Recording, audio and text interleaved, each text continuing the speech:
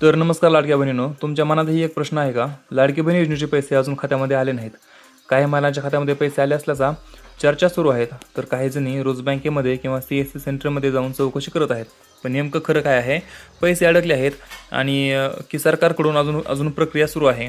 या व्हिडिओमध्ये मी तुम्हाला शेवटपर्यंत अशी माहिती सांगणार आहे, जी प्रत्येक लाभार्थी महिलेला माहीत असणे गरजेचे आहे. त्यामुळे हा व्हिडिओ शेवटपर्यंत नक्की पहा.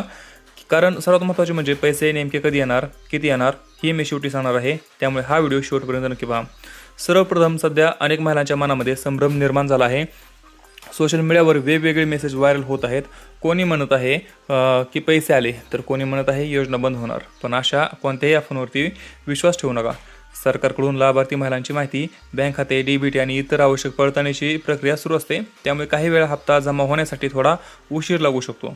जर तुमचे आधार कार्ड बँकेशी लिंक असेल, DBT सुरू असेल आणि तुमची सर्व माहिती योग्य असेल तर घाबरण्याचे कोणतेही कारण नाही.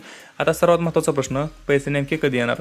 सध्या उपलब्ध माहितीनुसार पुढील हप्त्याचे पैसे ऑगस्टच्या दुसऱ्या आठवड्यापासून टप्प्याटप्प्याने पात्र महिलांच्या खात्यामध्ये जमा होण्याची शक्यता आहे.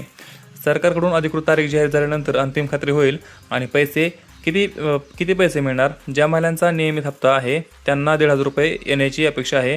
तर ज्या महिलांना मागील हप्ता पात्र महिलांना हप्ता काही कारणामुळे मिळाला नसेल आणि त्यांची पडताळणी पूर्ण झाली नसेल, पडताळणी झाली असेल पूर्ण, अशा काही लाभार्थ्यांना 2 हप्ते एकत्र म्हणजे 3,000 रुपये देखील मिळू शकतात.